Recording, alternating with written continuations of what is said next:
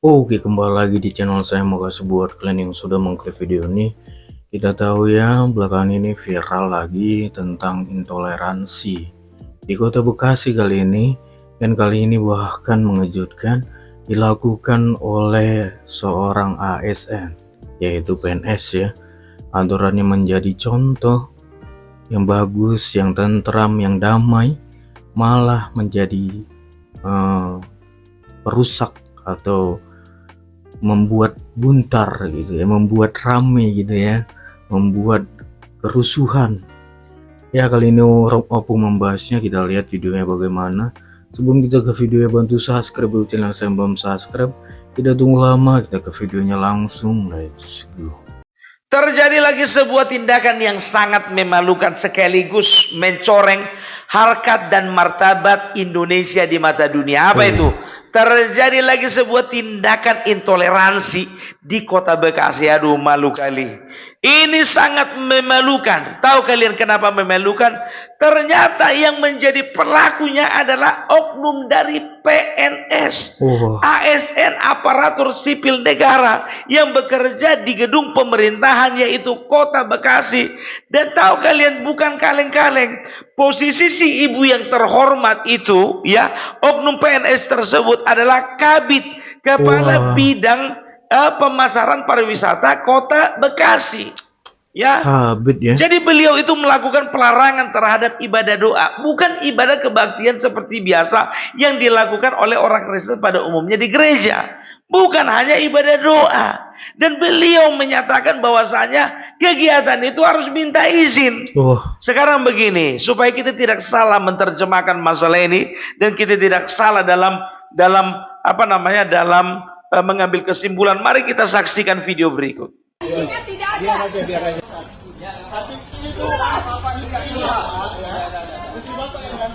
Istri bapak yang ganggu kami. Ibadah itu hak kita loh. Iya, kan tempatnya. Tempat ibadah itu harus ada izin. Harus ada izin. Minta izin. Aduh, bapak memfasilitasi orang yang intoleran. Orang gila aja penting. Udah kalian dengarkan, udah kalian saksikan bagaimana dengan garangnya ibu ini ngotot harus ada izin untuk melakukan kegiatan doa, ya. Dan juga kalau tidak salah tadi, ya, itu ada bapak-bapak yang mungkin itu orang dituakan atau RT mungkin di setempat, dikatakan kenapa bapak memfasilitasi tindakan intoleransi ini, ya. Jadi sangat disayangkan hal ini boleh terjadi. Siapa sih ibu ini? Oh, ternyata ibu ini orang lama, atau mungkin ibu ini juga bisa dikatakan orang yang ekonominya cukup mapan. Apa itu boleh menjadi alasan untuk melarang orang beribadah? Tidak, ya. Jadi ini hal yang sangat memalukan. Kalau aku katakan ini sangat memalukan. Kenapa? Yang pertama, tindakan ini dilakukan oleh oknum PNS, pegawai negeri sipil, yang notabene dia makan gaji hasil dari masyarakat. Betul sekali. Ya. Bisa saja orang yang melakukan doa itu baru bayar pajak, dan pajak itu dibayarkan untuk membayarkan gajimu. Iya, pas sekali kata. Cuman kau gak tahu. Iya. Kan kurang ajar manusia kayak gini, kurang ajar. Itu yang pertama. Baru yang kedua. Yang kedua, yang namanya ASN, aparatur sipil negara, harus dipastikan bahwasanya memang pegawai negeri tersebut betul-betul memiliki rasa nasionalisme dan memiliki nilai-nilai Pancasila di dalam kehidupannya. Iya, itu penting. Harusnya seperti itu. Ini kok lain? Kenapa? Masalahnya di mana? Ada apa sama kau? Kenapa? Kolegamu gagal jadi wali kota, sehingga kecenderungan nanti posisimu dari kabit itu bakalan tergusur, atau promosimu dari kabit menjadi kepala dinas juga tergusur. Kenapa kau stres?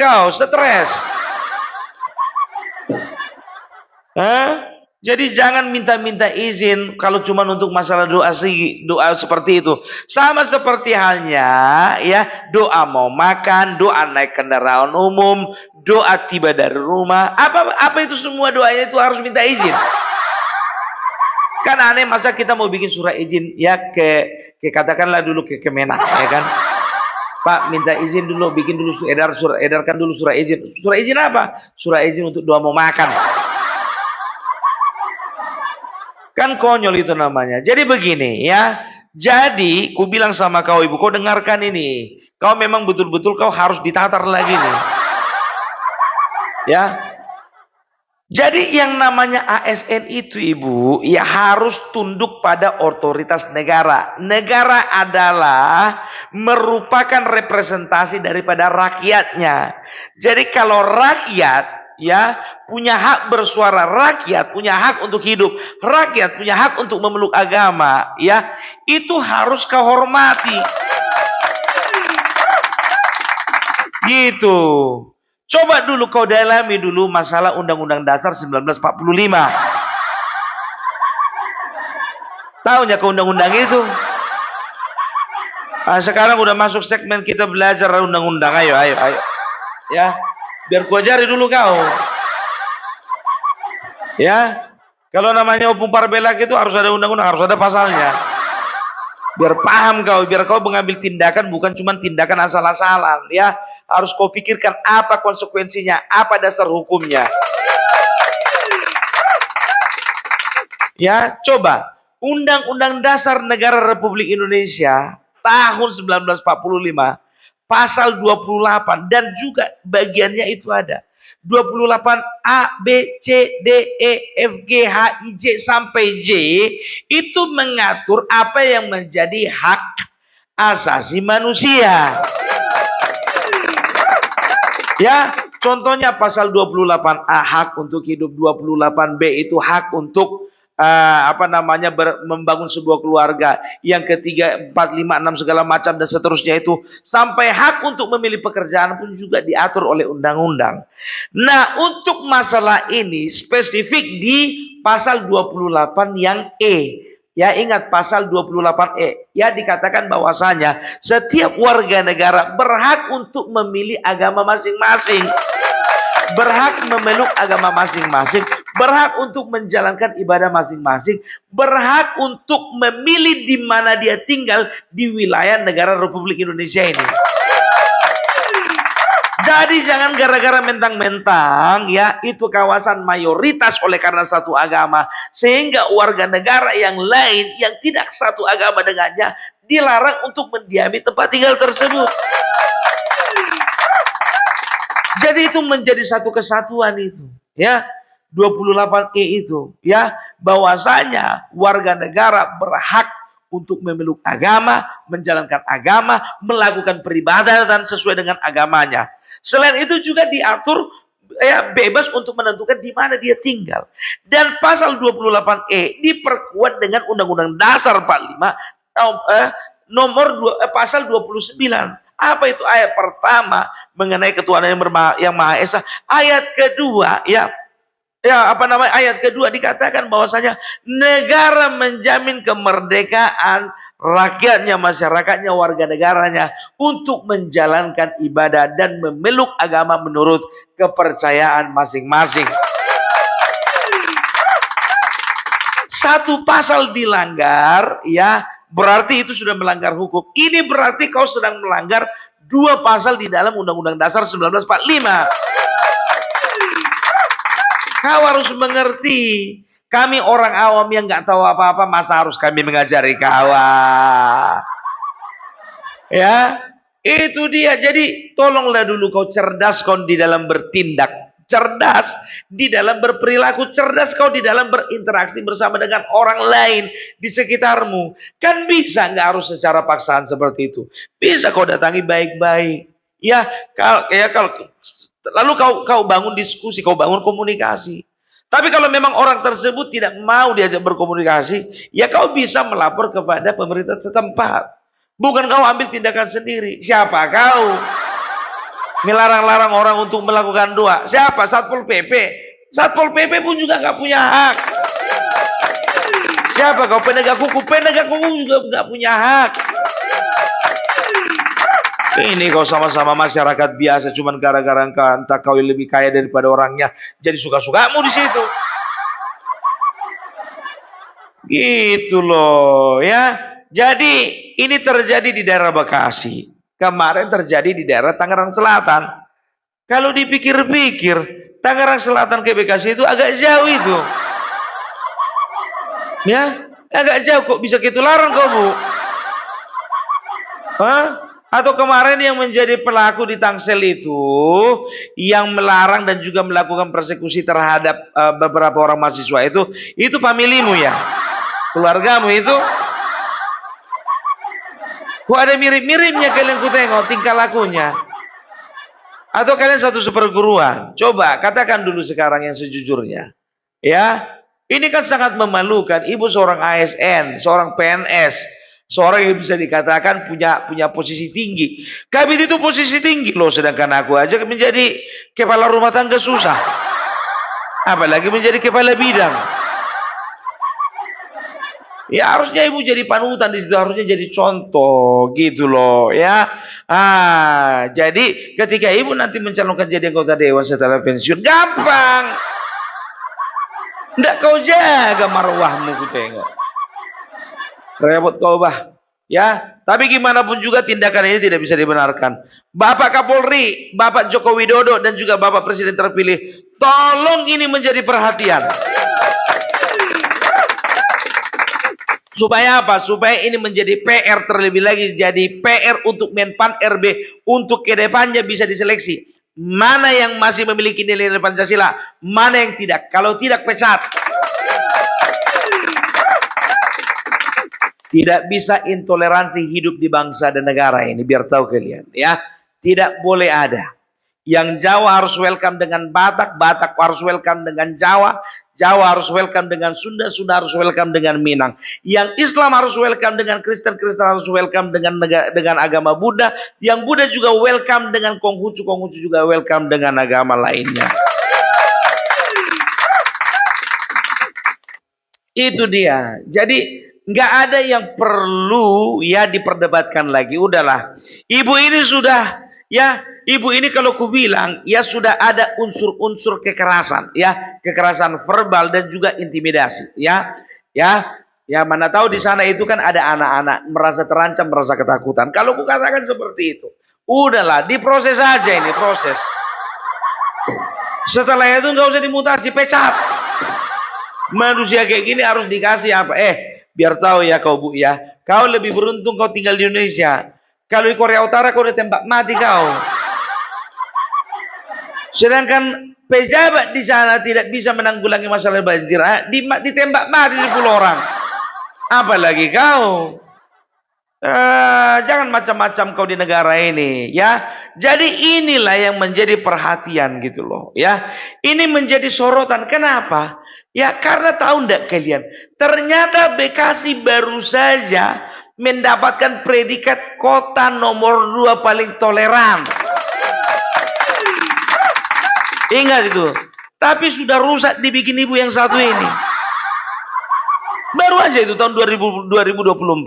Yang pertama kota ini biar tahu kalian ya.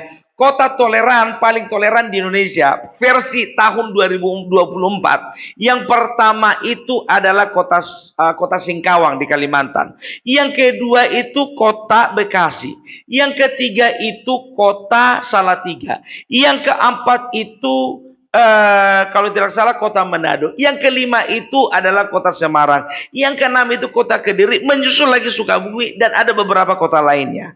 Kok hafal opung? Hafalah.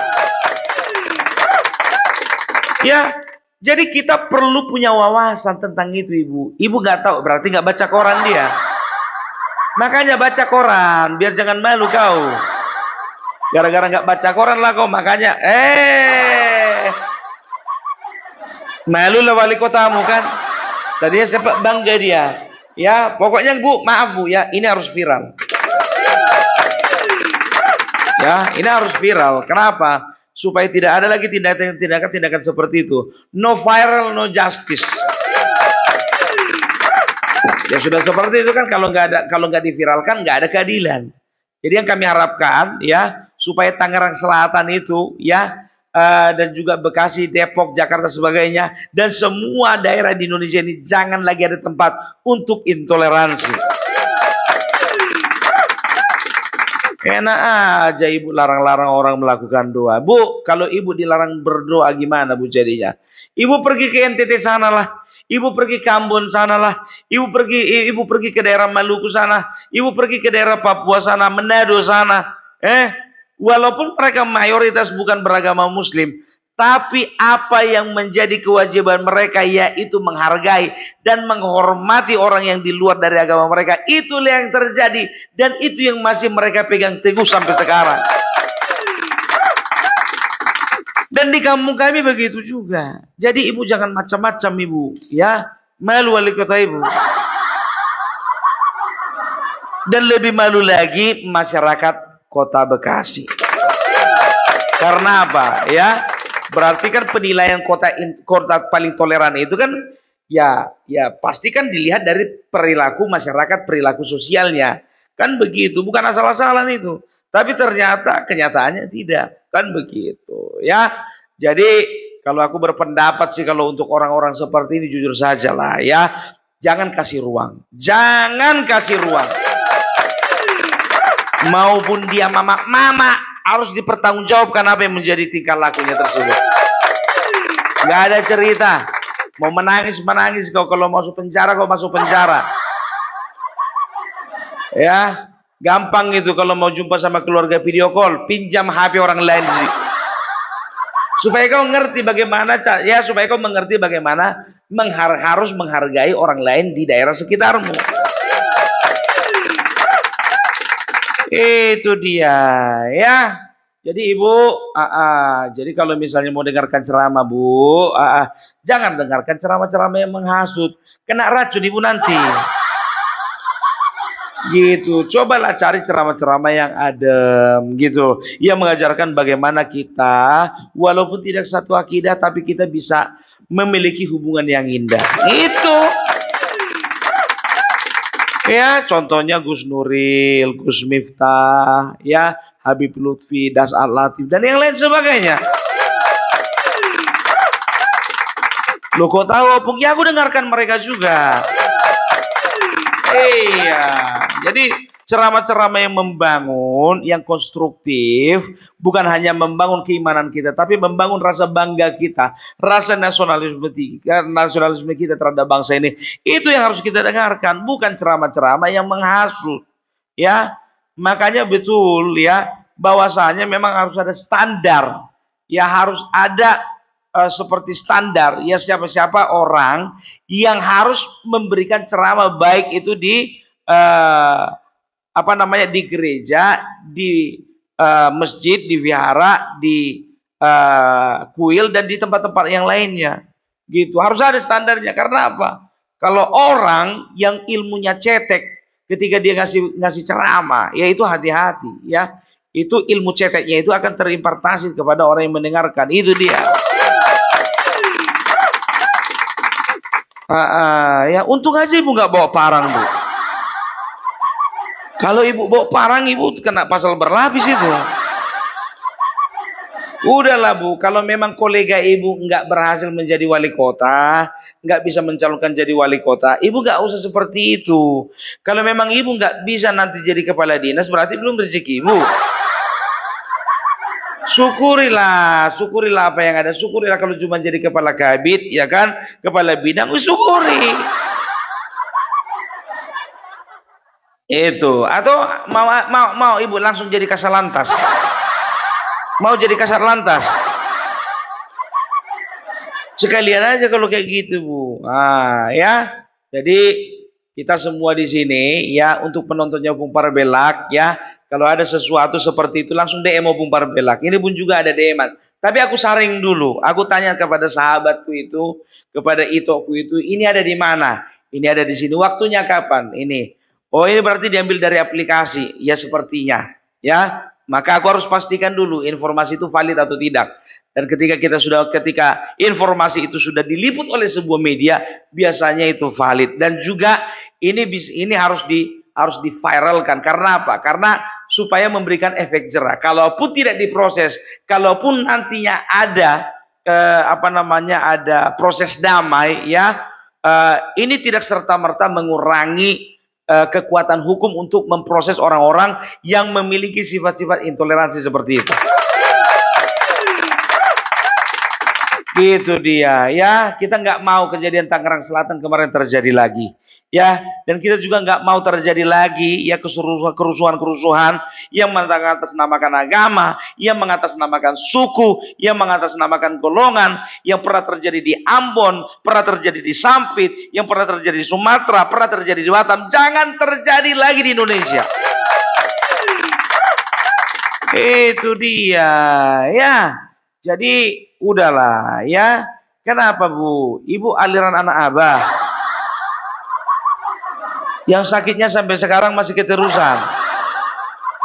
Yang ibu nggak nerima kalau Abah ternyata nggak bisa mencalonkan diri jadi gubernur. Lah kan beda ibu, beda daerah. Bercanda. Ya kalau kayak gini sih udah tahu model-model anak Abah kayak gini. Ya jujur aja lah, mereka kan nggak mau bergabung dengan yang lainnya. Ya bukan ku bilang semua anak Abah intoleransi, tidak. Ya kan, tapi biasanya orang-orang kayak gini, orang yang cinta mati kali itu. Itu dia ya. Tapi ini ku disclaimer ya, tidak semua anak Abah intoleran, tidak ya.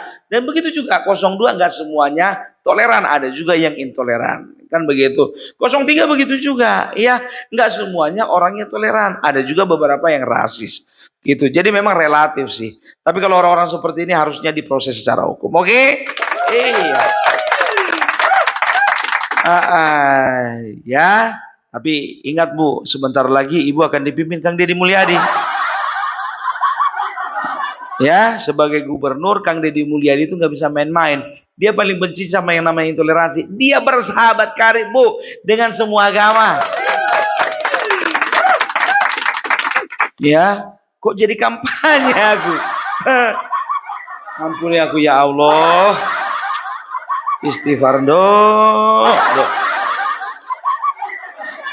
Aduh, enggak. Ya, jadi kalau untuk Jawa Barat siapapun yang jadi gubernurnya nanti supaya diperhatikan ya. Untuk Bapak ya, Bapak KDM, Bapak Ahmad Saiku, kita nggak bisa tebak siapa yang nanti akan di Jawa Barat ya. Tapi kami berharap supaya Jawa Barat bersih dari yang namanya intoleransi. Ingat loh suka ya. Ya, Jawa Barat ini harusnya mereka tuh bangga. Kenapa bilang? 2 kota yang tahu aku ya, yang masuk dalam kategori kota yang paling toleran. 1 Bekasi, 1 Sukabumi. Mohon ya jangan dirusak ya. Jangan dirusak dong. Susah itu mendapatkan predikat kota toleransi itu ya. Oke, kalau kayak gitu dari Opung Parabelak. Salam Parabelak, salam NKRI. NKRI harga mati. Gitu ya pembahasan Opung terkait intoleransi di Kota Bekasi ya. Baru-baru ini bahkan yang melakukannya adalah seorang PNS. Gimana menurut kalian ya? Apa yang harus diterima ibu itu? Dipecatkah? Dimutasiskah? Kalau rasa saya harus dipecat sih. Supaya menjadi efek jera, tidak ada PNS yang lain seperti ini. Ya kan? Gimana menurut kalian? Coba komen di bawah. Dan sampai bertemu di video saya selanjutnya. Buat.